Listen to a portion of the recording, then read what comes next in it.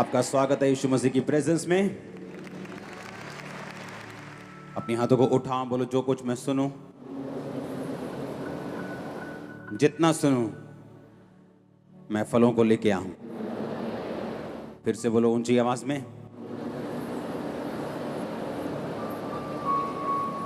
आमीन।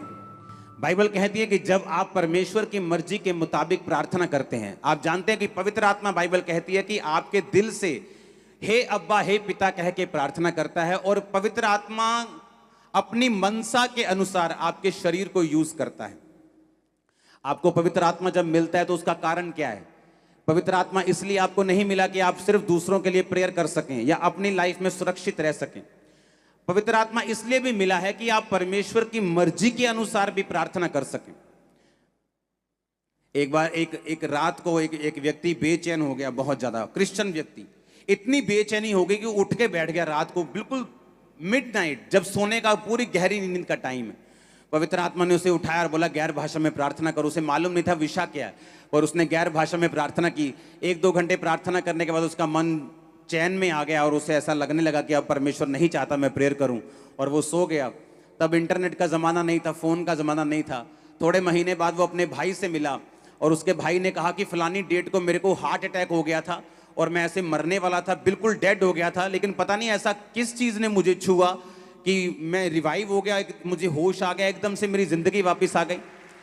तो उसने समझाया, उसने कहा कि वो वही दिन था कि जब पवित्र आत्मा ने मेरे को बेचैन किया था। जब मेरे को पवित्र आत्मा ने बेचैन किया तो मैंने तेरे लिए प्रार्थना की और उसी वक्त परमेश्वर ने तुझे छुआ और चंगा किया। जब मैं आपको ये बातें बता रहा हूं, इसका मकसद सिर्फ यही है कि आप लोगों को मालूम होना चाहिए कि आने वाले समय में हमें परमेश्वर की मर्जी के अनुसार प्रार्थना करनी है। क्योंकि जैसे ही आप परमेश्वर की विल के अनुसार प्रेयर करेंगे, अपने भाइयों के लिए, पास्टर्स के लिए, पंजाब के लिए, लोगों के लिए, अन्य जातियों के लिए भी, तो ये परमेश्वर की मर्जी है कि शांति बनी रहे और परमेश्वर अपने लोगों को मजबूत करे। तो जब आप इस तरह से प्रार्थना करेंगे, आप डिलीवरेंस में भी एंटर करेंगे, आप ब्लेसिंग में भी एंटर करेंगे। सुनो मेरी बात, जब आप किसी की गाड़ी को यूज करते हैं, आप किराए पे गाड़ी लेके आए या किराए का ऑटो लेके आए या आपने गाड़ी खरीदी है, कुछ भी है, आप जब किराए की गाड़ी लेके आए आप उसको पे करते हैं कि भाई साहब मैंने आपकी गाड़ी को यूज किया है, ये लीजिए 700 रुपया, 1000 रुपया, 1200 रुपया जो मैंने आपके साथ किया, क्योंकि मैंने आपकी गाड़ी को इस्तेमाल किया। पवित्र आत्मा जिसके अंदर है, और अगर वो व्यक्ति पाप में नहीं है और परमेश्वर की आवाज को सुन सकता है, और दूसरा जो चर्च में परमेश्वर की योजना उनको मालूम होती है, उसके अनुसार जब वो प्रार्थना करना शुरू करता है, तो जिस तरह से हम गाड़ी यूज करने के बाद किराया देते हैं, जब परमेश्वर आपकी गाड़ी को यूज करता है, आपकी बॉडी को यूज करता है, वो आपको पे बैक करता है उसके लिए। जब परमेश्वर आपको पे बैक करता है, वो आपकी फेवरेट चीजें आपको देता है। आपकी फेवरेट चीज क्या हो सकती है? आपका भाई नशे करता है, आपको लगता है कि अगर मेरा भाई नशे छोड़ दे तो मेरे लिए ये फेवरेट चीज है। मेरी बहन अगर व्यभिचार छोड़ दे तो ये फेवरेट चीज है। अगर मेरे बच्चे मसीह में आ जाए तो ये फेवरेट चीज है। मेरा फाइनेंस हल हो जाए तो मेरी फेवरेट चीज है। तो अगर आप परमेश्वर की मर्जी को जब पूरा करते हैं, वो आपकी फेवरेट चीज आपको देता है। मेरी ये प्रेयर है, यहाँ बैठे एक एक कोने में आपकी फेवरेट ब्लेसिंग्स इसी महीने आपकी लाइफ में उतरे यीशु मसीह के नाम में। हालेलुया। पवित्र आत्मा आपको बताता है कौन सा काम करना है। पवित्र आत्मा आपको बताता है किस विषय के लिए प्रार्थना करनी है। कुछ बातें पवित्र आत्मा आपको बताता है और कुछ बातें आपके सामने होती हैं कि मेरा भाई नशे करता है, मुझे इसके लिए प्रेयर करनी है। मुझे अपनी फैमिली के लिए प्रेयर करनी है, मुझे अपने बच्चों के लिए प्रेयर करनी है, मुझे अपने अगुए के लिए। वो तो हमें नजर आ रहा है। ऐसी बातें भी हैं जो नजर नहीं आती, लेकिन पवित्र आत्मा जब आप उसको समर्पण कर देते हैं तो वो आपके शरीर को यूज करते हैं। हालेलुया। आप गैर भाषा जब बोलते हैं, आप नहीं जानते आप क्या प्रार्थना कर रहे हैं, लेकिन पवित्र आत्मा आपकी गैर भाषा को किसी के लिए, आपके लिए या किसी परमेश्वर के मकसद के लिए इस्तेमाल करता है। और जब जब आप अपना शरीर, अपना पैसा, अपनी ताकत, अपना माइंड, अपनी कोई भी चीज परमेश्वर को देंगे, ब्लेसिंग हेवन खोलकर आप पर उतरेगी ही उतरेगी। हम डिलीवरेंस की बात कर रहे हैं, हम छुटकारे की बात कर रहे हैं। एक छुटकारा जो पास्टर को भी चाहिए, एक औरत को भी चाहिए, एक मर्द को भी चाहिए, एक बिजनेसमैन को चाहिए अगले लेवल पे जाने के लिए, अनफ्रूटफुल लोगों से छुटकारा पाने के लिए चाहिए, एक छुटकारा जो आपकी फैमिली में आपको चाहिए, एक छुटकारा जो आपके अपनी लाइफ में, अपनी स्पिरिचुअल लाइफ में आपको चाहिए। बाइबल कहती है कुछ रूल्स हैं जिन्हें फॉलो कर कर छुटकारा लिया जा सकता है। जिस तरह मैं आपको बताना चाहता हूं, आप कितने बीमार हैं, कितनी देर से बीमार हैं, कितने दुखी हैं, इस बात पे आपका छुटकारा निर्भर नहीं करता। यीशु मसीह के पीछे एक औरत आई कि मेरी बेटी में से दुष्ट आत्मा निकाल दे, निकाल दे, निकाल दे। यीशु मसीह ने मना कर दिया। यीशु मसीह ने कहा कुत्तों को मैं अपने बच्चों की रोटी नहीं दे सकता।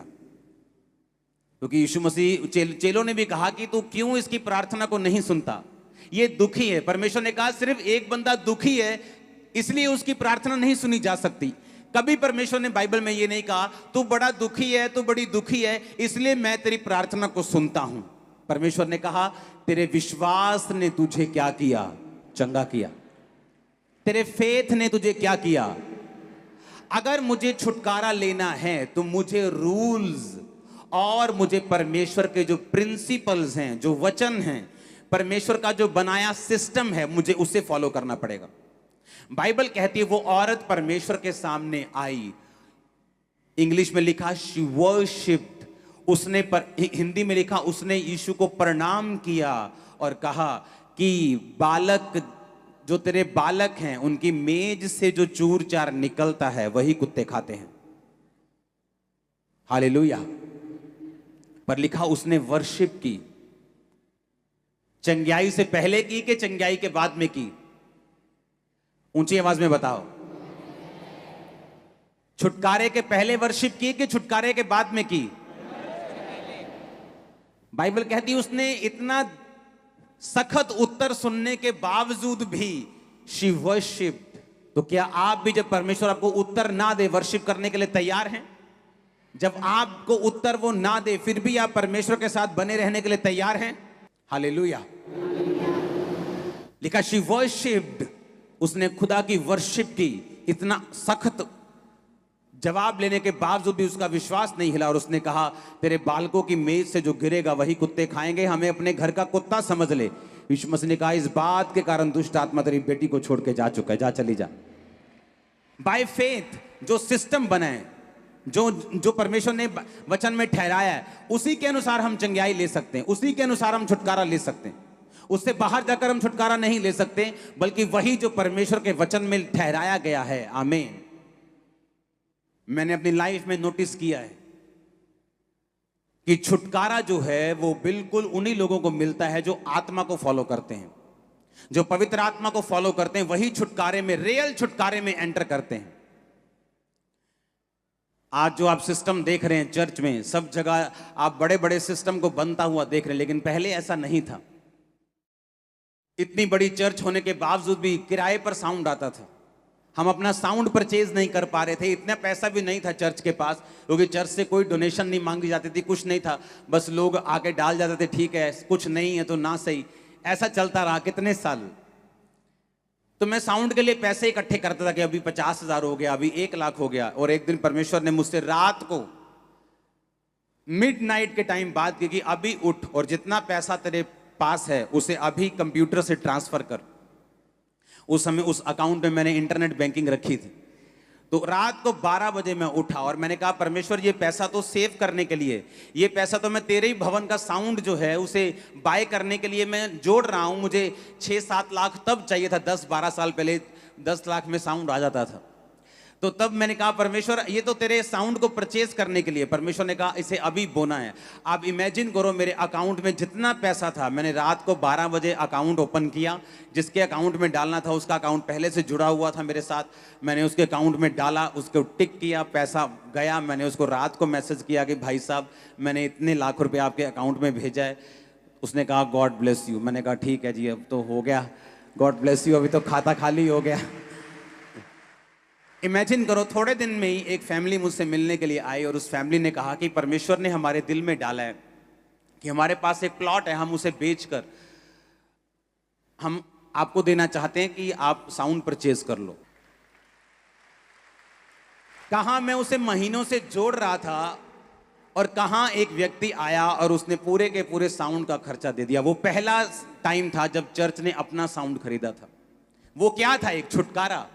आज चाहे उस पैसे की आज उतनी वैल्यू नहीं, वो उतने पैसे के शायद 4 माइक आए, आज 1.5-2 लाख का माइक है, पर उस समय वो एक छुटकारा था मेरे लिए। आप कितने मेरी बात को समझ रहे हैं? मेरे लिए वो बड़ा छुटकारा था कि मेरी चर्च किराए से फ्री हो गई, अब किराए का पैसा मैं दरी में लगाऊंगा, मैं चर्च को बनाने में लगाऊंगा। मेरे लिए वो छुटकारा था। लेकिन परमेश्वर ने वो छुटकारा मुझे इसलिए नहीं दिया कि मुझे साउंड की जरूरत थी। जब मैंने विश्वास के कदम को उठाया तो परमेश्वर ने वो छुटकारा दिया। आप मेरी बात समझ रहे कि नहीं? जब चर्च शुरू हुई 2007-8 में, 7 में मैं खामरा में आया, 8 में चर्च शुरू हुई। 3 लोग थे चर्च में।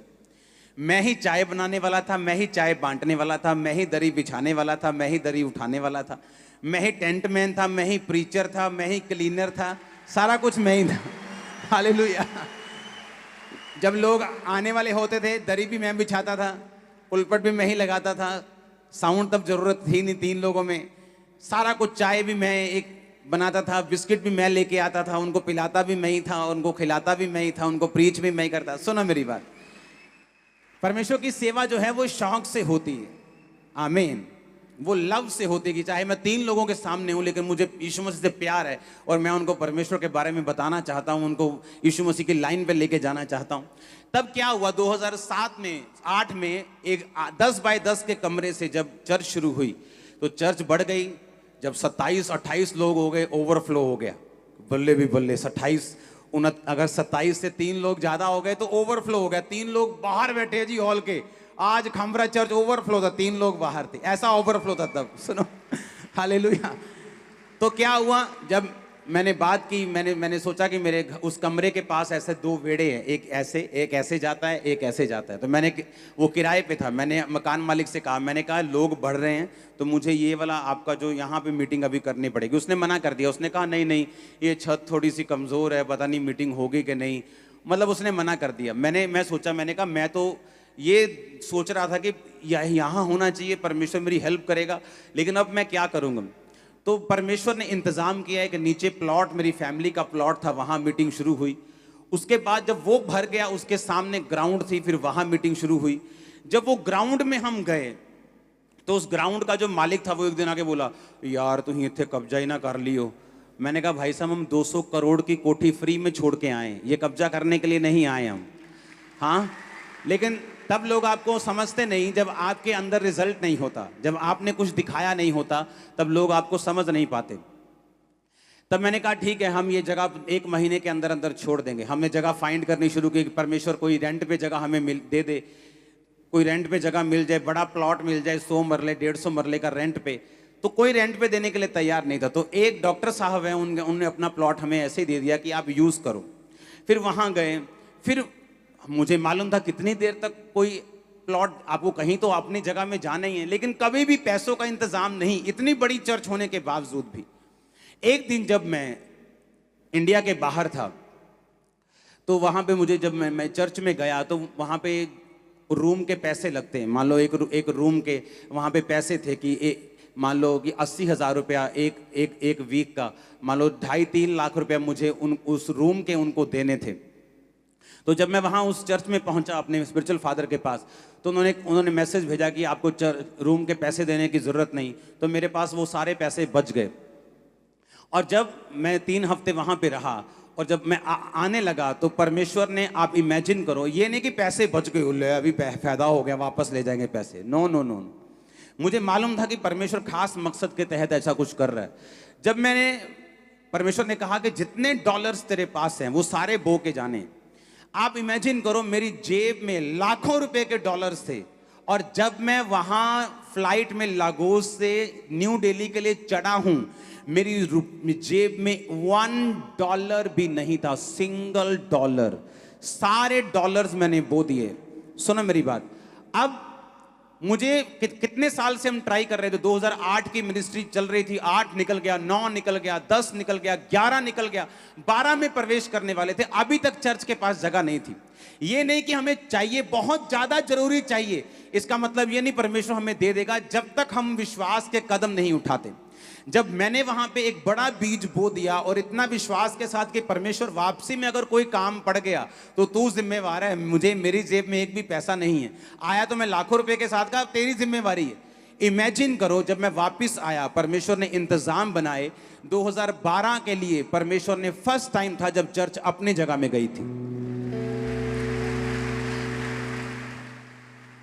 उसके बाद जब वो जगह जहां पे ली गई उसके साथ वाली जगह ली, लेकिन वो साथ वाली जगह झगड़े वाली थी। वो बोलता था मेरी है, जिसको हमने पैसे दिए वो बोलता था मेरी है, कि प्रवासी लैनी नहीं जगह, साढ़े पैसे वापस करो। हमने वो जगह बेच की। 2014 में हम फिर इधर आए जहां आप बैठे हैं। आप मेरी बात समझे कि नहीं? मेरा छुटकारा मैं आपको इसलिए बता रहा हूं कि कैसे हुआ। बाइबल कहती है छुटकारा सिर्फ चाहने से, या मैं कितना दुखी हूं, या मुझे कितनी जरूरत है, इस चीज से कभी नहीं होता। हमें विश्वास के कदमों को उठाना पड़ता है, हमें व्यभिचार छोड़ना पड़ता है, हमें पाप छोड़ना पड़ता है, हमें बोना पड़ता है, हमें टाइथ निकालना पड़ता है, हमें ऑफरिंग्स को बोना पड़ता है, हमें परमेश्वर को अपनी जिंदगी समर्पित करनी पड़ती है, हमें अपनी जिंदगी से डर निकालना पड़ता है। बहुत सारी चीजें हैं जो छुटकारा मायने रख, जिससे छुटकारा आता है। वो छुटकारा किस तरह आएगा वो मायने रखती हैं चीजें। हालेलुया! कितने मेरी बात को समझ रहे हैं? मैं आपको अपना छुटकारा बता रहा हूं कि एक पास्टर के लिए मुझे मालूम है कितना मुश्किल होता है कि उसकी चर्च 7,000 क्रॉस कर जाए, लेकिन फिर भी उसके पास अपने चर्च के लिए जगह ना हो। उसे मालूम हो किराए पर आप कितनी देर रह लोगे, कितनी देर कोई आपको किराए पे अपने रख सकता है। कभी ना कभी तो आपको निकलना ही पड़ेगा, कभी ना कभी तो आपको अपनी जगह में जाना ही पड़ेगा। लेकिन कब ऐसा होगा? हम सोचते हैं हम प्रार्थना करेंगे, प्रार्थना करते रहेंगे, 40 साल भी करते रहेंगे, लेकिन जब तक आप विश्वास के कदम नहीं उठाएंगे, जब तक आप बोएंगे नहीं, जब तक आप परमेश्वर के वचनों को मानेंगे नहीं, तब तक परमेश्वर आपकी लाइफ में काम नहीं करता।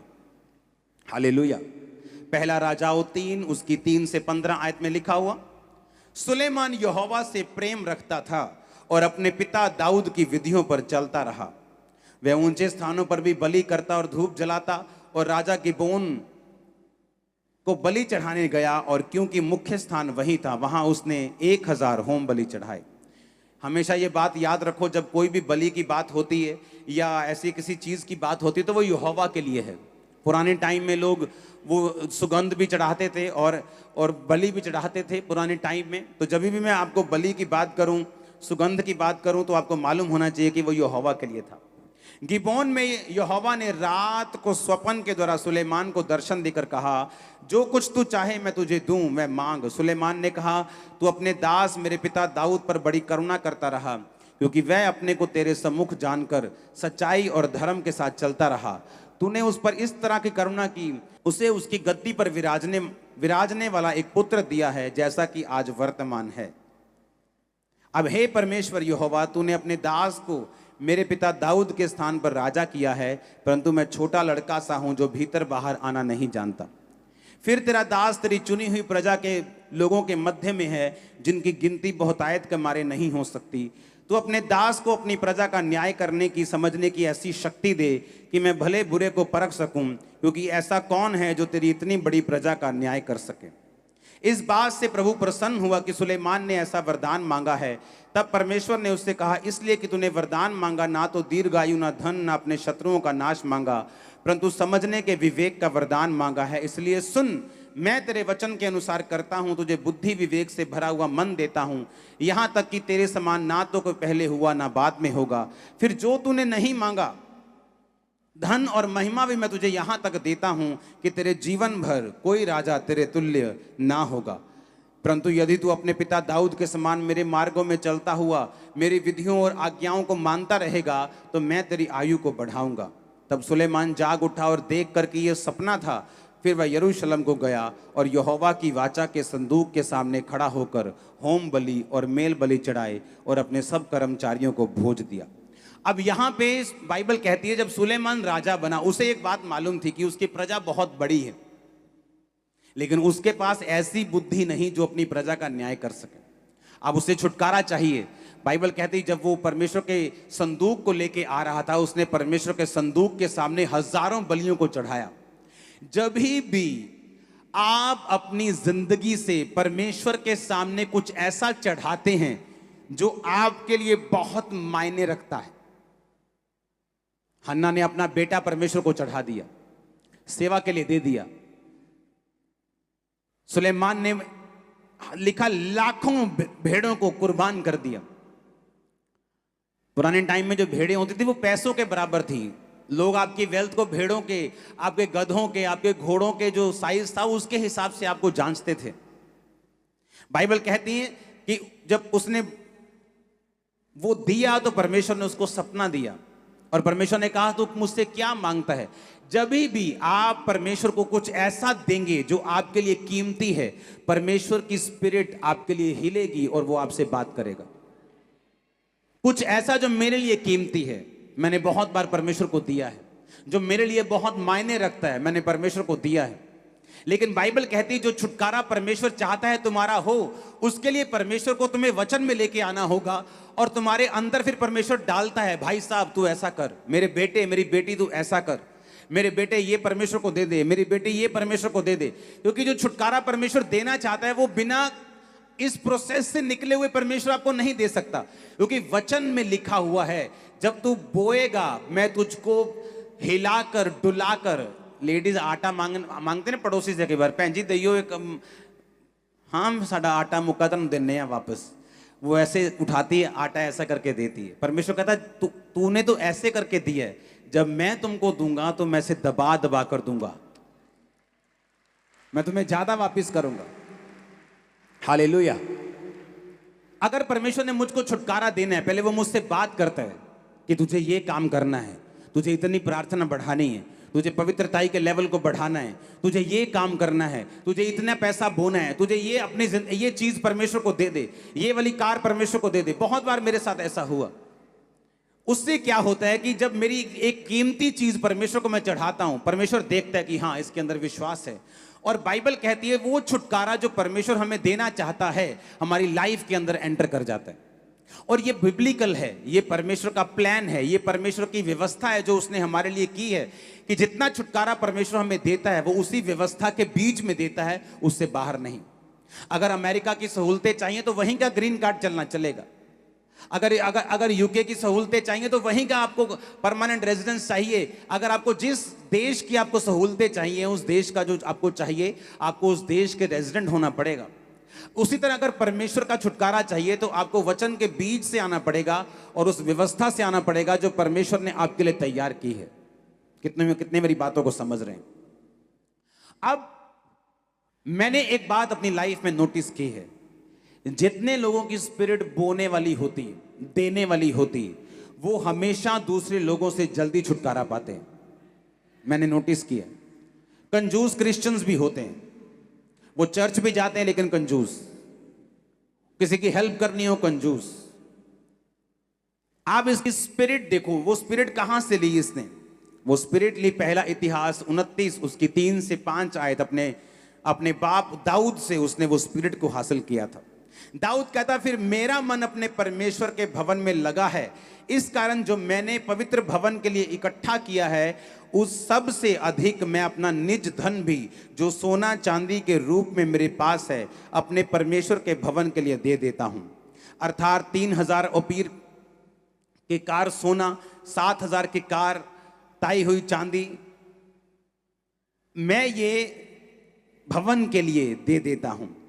पहला इतिहास 29 उसकी 3 से 4 और 5 आयत। 4 आयत को मैं दोबारा पढ़ूंगा। उसने कहा 3000 की कार सोना और 7000 की कार ताई हुई चांदी। 110 टन सोना 240 टन चांदी बनती है ये। हालेलुया। कितने टन सोना बनता है? एक 10 ग्राम सोना 50,000 के करीब है। हाँ, 1 किलो सोना 50 लाख का हो गया। इमेजिन करो 110 टन सोना। पर्सनल की बात कर रहा हूं, जो दाऊद का पर्सनल सोना था, जो दाऊद की पर्सनल चांदी थी। उसने कहा जो भवन के लिए मैंने इकट्ठा किया मैं वो तो देता ही हूं, लेकिन मैं अपना निज धन, जो मेरा निज धन है, जो मेरी पर्सनल प्रॉपर्टी है, जिस तरह आज जब इंग्लैंड की जो रानी जो प्रभु के पास चली गई, उसका जो निज धन है, इंग्लैंड का धन नहीं, इंग्लैंड के पास धन नहीं, जो उसका निज धन है वो भी $1 बिलियन में है। दाऊद का जो राजाओं का निज धन होता था, अपना धन, उसने कहा मैं अपना सारा निज धन, मैं सोना, मैं चांदी, क्योंकि मेरा मन परमेश्वर के भवन के साथ लगा हुआ है, मैं वो भी परमेश्वर के भवन को देता हूं। हुआ क्या, परमेश्वर ने उस सोने को ग्रहण किया, और इसीलिए जब सुलेमान ने उसी स्पिरिट को लेकर उसी बलियों को उसी तरह की देने की आत्मा जो उसके पिता में थी, जब वो बलियां चढ़ाता था, परमेश्वर ने विजन दिया। बलि देने के बाद परमेश्वर रात में सपने में आता और बोलता है तेरे को क्या चाहिए। उसने कहा मैं छोटा लड़का हूं, मैं चाहता हूं कि तू मुझे बुद्धि दे ताकि मैं तेरी प्रजा का न्याय कर सकूं। परमेश्वर कहता है अब मैं तुम्हें बुद्धि भी दूंगा, ऐश्वर्य भी दूंगा, धन भी इतना दूंगा कि तेरे पहले या बाद में किसी राजा को मैंने इतना नहीं दिया होगा। कारण क्या, क्योंकि जो दाऊद ने बोया उससे पहले इतिहास में ऐसा बड़ा बीज कभी भी बोया नहीं गया था। किसी ने भी इतना बड़ा बीज इतिहास में नहीं बोया था जो दाऊद ने बोया। जब दाऊद ने बोया, परमेश्वर ने कहा तू मुझे हरा नहीं सकता। तेरे बाप ने जो बड़ा बीज बोया, चाहे तूने ये पैसा नहीं मांगा, उस बीज के कारण मैं तुझे बुद्धि भी देता हूं जो तूने मांगी है, लेकिन पैसा भी इतना दूंगा कि तेरे बाद या तेरे आने वाले समय में पहले भी या अब भी कोई भी राजा ऐसा नहीं होगा। हालेलुया। और बाइबल कहती है छुटकारा सुलेमान की जिंदगी में एंटर हुआ। तभी वो छुटकारा जब आया तो सुलेमान के अंदर इतनी बुद्धि थी कि लोग उससे मिलना चाहते थे। जब सुलेमान के अंदर बुद्धि ज्यादा हो गई तो लोग क्या करते थे, मैं आपको बताता हूं कैसा होता है। जब एक देश मजबूत हो जाता है तो दूसरे देश उसके साथ जुड़ने के लिए भेंटों को भेजते हैं कि भाई साहब हमारे देश का जो पीतल है बड़ा अच्छा होता है, हम चाहते हैं आपके साथ व्यापार करना, हम आपको बेस्ट पीतल देंगे। हमारे देश की टेक्नोलॉजी बड़ी अच्छी है, हम आपको बेस्ट टेक्नोलॉजी देना चाहते हैं। हमारे देश की गाय बैल बड़े अच्छे हैं, हम आपको वो देना चाहते हैं। जब सुलेमान के अंदर इतनी बुद्धि आ गई तो सारे देश के जो लोग थे उसके साथ काम करना चाहते थे, क्योंकि वो अपनी बुद्धि से अपने देश को, अपने लोगों को इस तरह से चलाता था कि लोगों के लिए वो एग्जाम्पल था। बाइबल कहती रानी, जब रानियां और राजे उसके पास आते थे तो वो बड़े हैरान होते थे उसके लोगों की पोशाक को देख के, उसके बैठना उठना, उसके राज करने का तरीका। और जब वो आते थे तो बहुत सी भेंट लेके आते थे। और जैसे ही जब सुलेमान के जीवन में बुद्धि एंटर की तो बहुत से देशों ने उसके साथ संधि करनी शुरू कर दी, बहुत से देशों ने उसके साथ व्यापार करना शुरू कर दिया। बाइबल बताती है कि सुलेमान घोड़ों का व्यापार भी करता था, अरब के घोड़े मंगवा के वो व्यापारियों को देता था। बाइबल कहती है कि इस धरती के नीचे ऐसी कोई चीज नहीं थी जिसकी नॉलेज सुलेमान को नहीं थी। परमेश्वर ने हर एक चीज के लिए उसकी बुद्धि को खोल दिया था। लेकिन उस छुटकारे की शुरुआत कहां से हुई? बोने से। समझ आ रही है कि नहीं? इमेजिन करो जो लोग नहीं बोते, इमेजिन करो वो क्या मिस करते हैं। ये नहीं कि उनकी तनख्वाह 15,000 से 14,000 रह जाएगी, वो आइडियाज मिस कर देते हैं जो पवित्र आत्मा जन्माता है आपकी लाइफ के अंदर। वो आइडियाज मिस हो जाते हैं उनके, वो गाइडेंस मिस हो जाती है जो इस दुनिया को जन्माने वाला, देखी हुई जितनी सब चीजें उनको बनाने वाला परमेश्वर जो उनके दिमाग में जन्माना चाहता है, वो आइडिया वो मिस कर जाते हैं। आप जितने मर्जी समझदार हों, आप 10 आइडिया लगाओ, लेकिन कौन सा ऐसा आइडिया है जो परमेश्वर का उपजाया हुआ है और जिसमें परमेश्वर चाहता है, जो आपके लिए, फ्यूचर के लिए, आपके बच्चों के लिए भी कामयाब रहेगा? वो उन्हीं लोगों को मिलता है जो बोने वाले लोग हैं। बाइबल कहती, पौलुस ने कहा, जब हम फिलिपियों की पुस्तक पढ़ते हैं उसकी 15 से 19 आयत, तो उसने कहा, हे फिलिपियों, तुम आप भी जानते हो कि सुसमाचार के आरंभ में जब मैं मकदुनिया से विदा हुआ तो तुम्हें छोड़ और किसी मंडली ने लेन देन के विषय में मेरी सहायता नहीं की। जब मैं थिस्सलुनीके में था तब तुमने मेरी घटी पूरा करने के लिए 1 नहीं 2 बार दान भेजा था। ये नहीं मैं दान चाहता हूं, परंतु ऐसा फल चाहता हूं जो तुम्हारे लाभ के लिए बढ़ता जाए। अब पौलुस कहता है, जो तुमने दान भेजा था वो मुझे नहीं चाहिए, आपका पैसा मुझे नहीं चाहिए। आप चर्च मेरे को तनख्वाह नहीं देती, या मेरी वाइफ को तनख्वाह नहीं देती। चर्च मेरी मदर भी यही सेवकाई करती है, नहीं हम नहीं लेते तो हम अपनी मदर को दिलवा दें, या इधर से उधर से कोई तनख्वाह नहीं लेता। पौलुस कहता, मैं तुम्हारा पैसा नहीं लेता हूं, मैं तुम्हारा दान नहीं चाहता हूं, पर मैं ऐसा फल चाहता हूं जो तुम्हारे लाभ के लिए बढ़ता जाए। पौलुस ने कहा, मुझे तुम्हारा पैसा नहीं चाहिए, मैं तंबू सीता हूं, मेरे और मेरे जो सहकर्मी, जो इवेंजलिस्ट हैं, जो प्रेरित हैं, वो अपना कारोबार करके अपना घर चला सकते हैं, अपना पेट पाल सकते हैं। लेकिन तुम जो बोते हो, तुमने जो बोया है परमेश्वर के राज्य के लिए, 2 बार इस घटी में, जब मैं परमेश्वर के सुसमाचार में था, जब मैं मिशनरी यात्राओं के ऊपर था, जब मेरे को पैसे की जरूरत थी, तुमने बोया। कहता अब मेरा परमेश्वर 19 आयत में उस धन के अनुसार जो महिमा सहित मसीह यीशु में है, तुम्हारी हर एक घटी को पूरा करेगा। आमीन। ये सब लोगों को नहीं कहा उसने। आज हर क्रिश्चियन इस वचन का रट्टा मारकर परमेश्वर से अपनी जरूरतें पूरी कराने की कोशिश ना करे। आप क्रिश्चियन हैं, आप जादू टोना करने वाले लोग नहीं हैं कि आप एक आयत को निकालेंगे और उसको पढ़ेंगे और बोलेंगे कि मैं 10 बार पढ़ूंगा जी, मैं इसको 100 बार पढ़ूंगा तो ये आयत पूरी हो जाएगी मेरी लाइफ में। ऐसा नहीं है। उस आयत को पढ़ने से पहले, उस पवित्र कलाम को पढ़ने से पहले, उस पवित्र बानी को, वचन को पढ़ने से पहले वो कहा किन लोगों के लिए गया? वो लोगों जिन्होंने मिशनरी कामों के लिए पौलुस की सहायता की थी। उसने कहा किसी और ने मेरी सहायता नहीं की, परंतु तुम लोगों ने 1 बार नहीं 2 बार मुझे भेजा। अब मेरा परमेश्वर तुम्हारी घटियों को पूरा करेगा। मेरी ये प्रेयर है, आपके बच्चों की मैरिजेस हेवन करेगा यीशु के नाम में। मेरी ये प्रेयर है, आपके इंतजाम परमेश्वर का हेवन करेगा। हेवनली सप्लाई आपके साथ होगी। मेरी ये प्रार्थना है, आपकी किचन्स भरी रहेंगी यीशु मसीह के सामर्थी नाम में। आमीन। चाहिए बरकत तुम्हारी है चर्च। हालेलुया। हम जब बाइबल में देखते हैं कि जो बोना है, अगर आप हमारी जिंदगी देखेंगे तो हमारी जिंदगी बोने वाली है। मुझे प्लेन में जाना है, मैं पहले बोता हूं। मुझे यात्रा करनी है, मैं बोता हूं। मेरे बच्चे का बर्थडे है, मैं बोता हूं। मेरा स्पिरिचुअल बर्थडे है, मैं बोता हूं। कोई काम हो जाए, मैं बोता हूं। उससे क्या है कि मेरी लाइफ में जो फल है, जो फ्रूटफुलनेस है, वो हमेशा बनी रहती है। नहीं तो ऐसा कोई फॉरेन फंड यहां पे नहीं आता कि हम बोलें कि इतना बड़ा भवन आप बना सकते हो। मेरी टीम भी हैरान होती किस तरह से हमें पैसे की जरूरत होती और कोई ना कोई आके बोल देता है कि मैं ये थोड़ा बड़ा बीज देना चाहता हूं, आप मेरा बीज स्वीकार करें। और वो भी तब जब बिल्कुल जरूरत होती है। हमें मालूम होता है कि ये एसी का काम करना है, इसमें से इतने लाख रुपए की जरूरत है, लेकिन चर्च की ऑफरिंग से ये काम कैसे हो सकता है?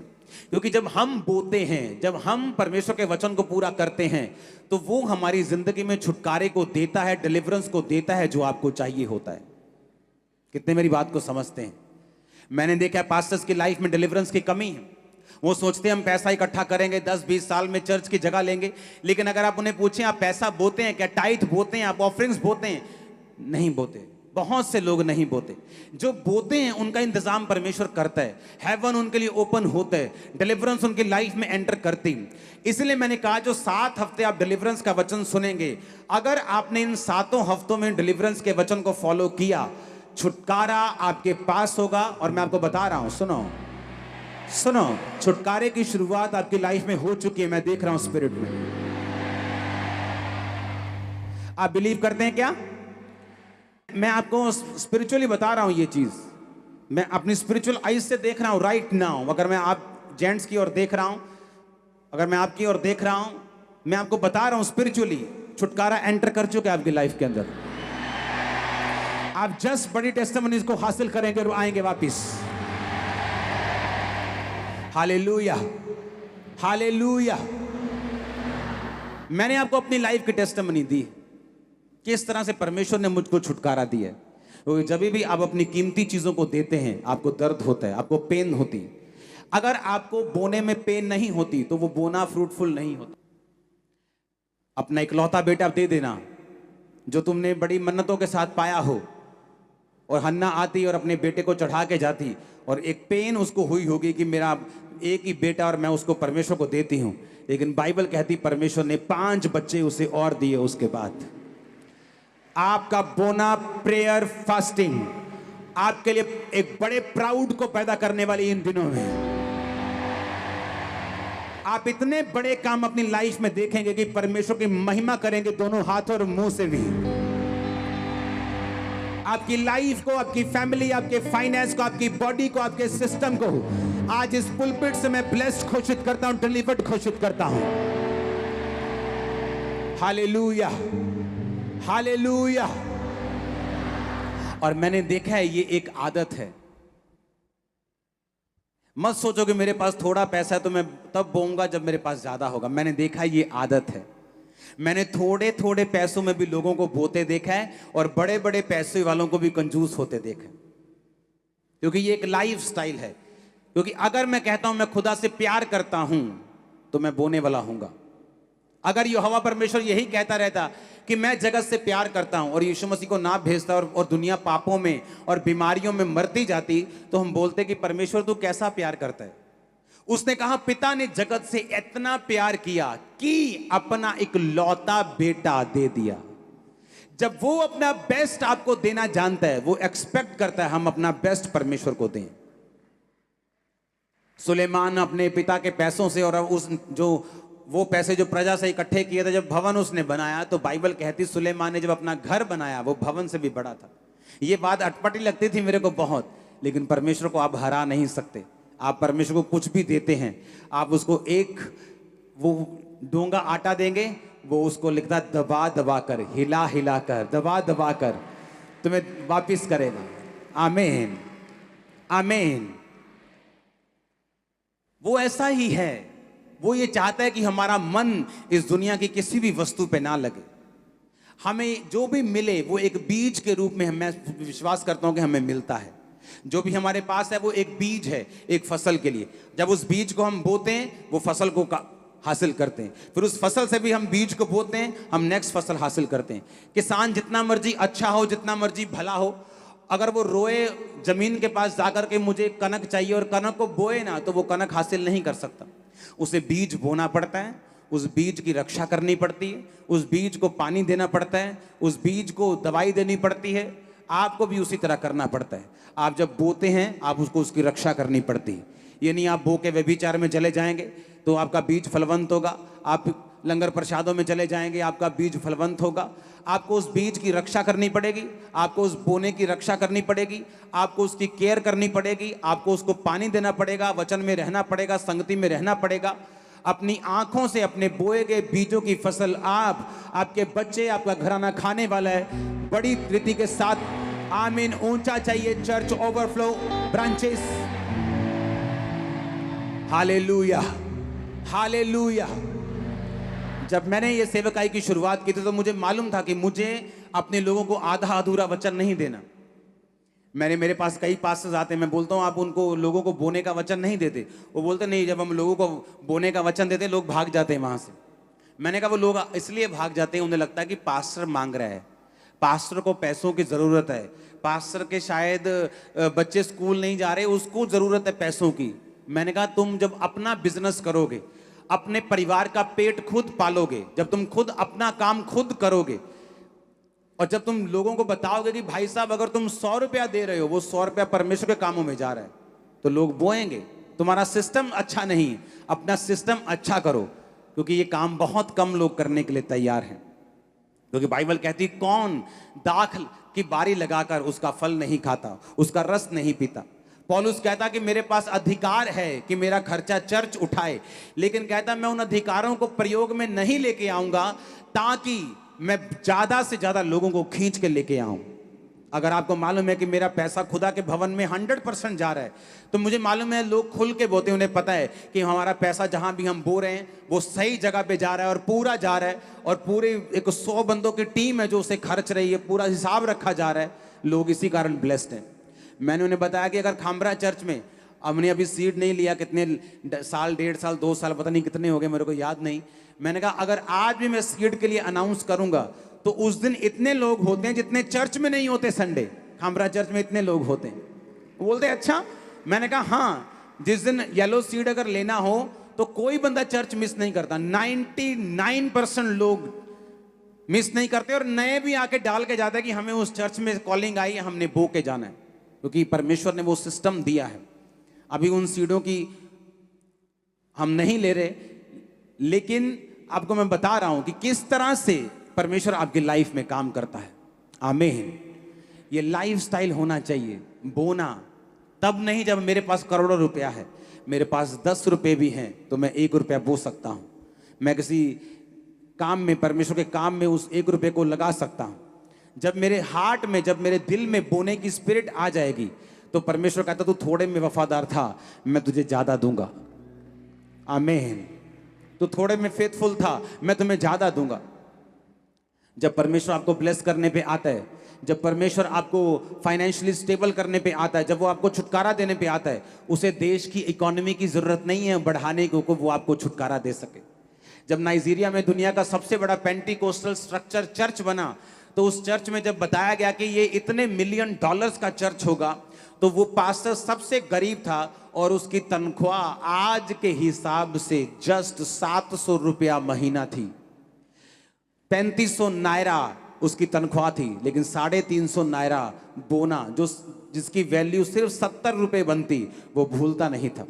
उसके स्पिरिचुअल फादर ने उसको बोना सिखाया था कि बेटा कम हो ज्यादा हो, बोना छोड़ना मत। आज वो सबसे बड़ा स्ट्रक्चर बना रहे हैं, और जिस चर्च को वो अब बना रहे हैं, जिस चर्च को वो अब बना रहे हैं, नई चर्च को, उसकी वैल्यू 3000 करोड़ के से भी ज्यादा है। हालेलुया। कौन बना रहा है? जो गरीब था। कारण क्या? छुटकारा। कैसे मिला? परमेश्वर के वचन से। गरीबी में जन्मना पाप नहीं, गरीबी में मरना पाप जरूर है। आप गरीबी में जन्मे, आपका कोई कसूर नहीं, गरीबी में मर जाओगे तो ये पाप है। आप बीमार जन्मे हैं, कोई प्रॉब्लम नहीं, लेकिन बीमार मरिए मत। पाप में जन्मे हैं, कोई प्रॉब्लम नहीं, पाप में मरिए मत। मसीह से बाहर जन्मे, कोई प्रॉब्लम नहीं, मसीह में आकर जाइए। हालेलुया। कितने इन बातों को समझ रहे हैं? जब मैं छुटकारे की बात करता हूं, मैं ओवरऑल छुटकारे की बात करता हूं। सुलेमान ने सिर्फ बोया, परमेश्वर ने उसको बुद्धि दी, लेकिन छुटकारा चारों तरफ का हुआ। जब एक राजे के पास इतनी बुद्धि होती, दूसरा राजा लड़ने के टाइम में भी 10 बार सोचता है। आज कोई बंदा अगर अमेरिका से लड़ने के चाहे तो 10 बार पहले सोचता है कि इस देश को हाथ डालूं कि ना डालूं, इजराइल पर हाथ डालूं कि ना डालूं। उसकी बुद्धि इतनी बड़ी हो गई, छुटकारा इतना बड़ा हुआ कि देशों ने संधि करके उसको सोना, उसको चांदी, उसको ऐसे जो रत्न थे, सुगंध द्रव्य थे, घोड़े थे, जो कीमती चीजें थी, जो लकड़ियां थी, चंदन की लकड़ियां थी, वो उसको भेजते थे। कारण क्या? बोना। कारण क्या? छुटकारा जो यहोवा ने उसका किया। आमीन। जब मुझे छुटकारा चाहिए तो मुझे ये बात मालूम होनी चाहिए, और बात मेरी याद रखना, जब तक छुटकारा नहीं होगा, बेइज्जती नहीं छूटेगी, वो साथ नहीं छोड़ेगी। अगर बेइज्जती से पार आना है तो छुटकारा चाहिए हमें। हालेलुया। अगर बेइज्जती से बचना है तो छुटकारा चाहिए। भजन संहिता में लिखा है 51 में कि हे परमेश्वर मेरा मुंह खोल दे ताकि मैं तेरा गुणानुवाद कर सकूं। वो ये मुंह की बात नहीं कर रहा, वो कह रहा है मुझे टेस्टमनी दे ताकि मैं तेरा गुणानुवाद, मेरा मुंह खोल दे, जिस तरह हन्ना के मुंह को उसने खोल दिया था। और बाइबल कहती परमेश्वर चाहता है हमारा मुंह खुले, लेकिन उसका तरीका है, उसके मुंह को खुलवाने का भी परमेश्वर के पास एक तरीका, एक वे है। जब उस वे से हम होके जाएंगे, हमारी पीढ़ियां भी ब्लेस होंगी, आपके पीढ़ियों तक ये ब्लेसिंग जाएगी। Hallelujah, hallelujah. मेक श्योर आप एक एक वचन जो छुटकारे का मैं आपको दूं, आप उसको फॉलो करें। एक भी संडे ऐसा ना हो जो आप मिस करें और छुटकारे को मिस करें। प्रेजेंट होके फिजिकली। ऑनलाइन उन लोगों के लिए है जो दूर बैठे, जो 2000 किलोमीटर दूर है।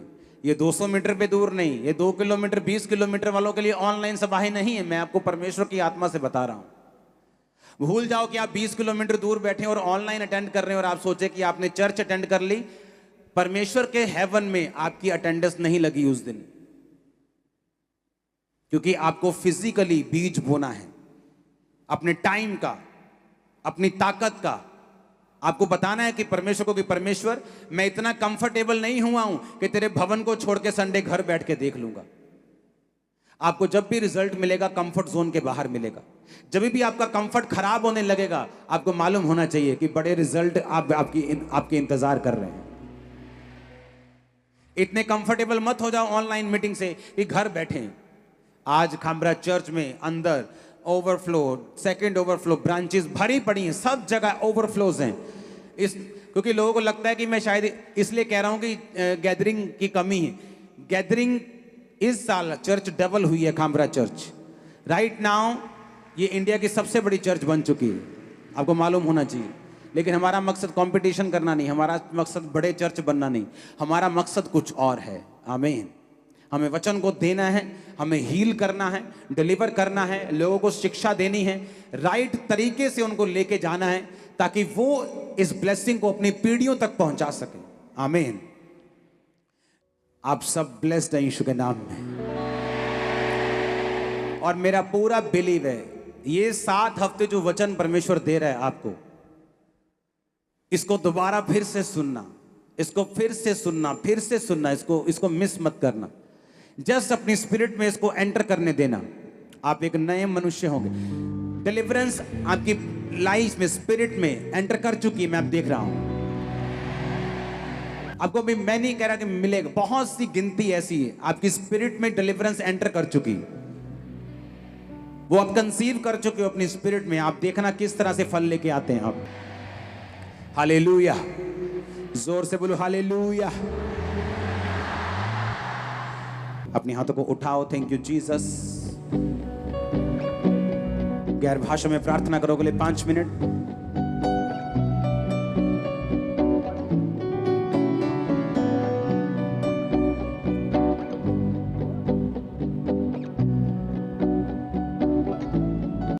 हमारे YouTube चैनल को सब्सक्राइब करें ताकि आप परमेश्वर के गहरे वेदों को जान सकें कि कैसे आप परमेश्वर में बढ़ सकते हैं, कैसे आप दुष्ट आत्माओं से, नशों से, बीमारियों से और वंशों के श्रापों से आजाद हो सकते हैं।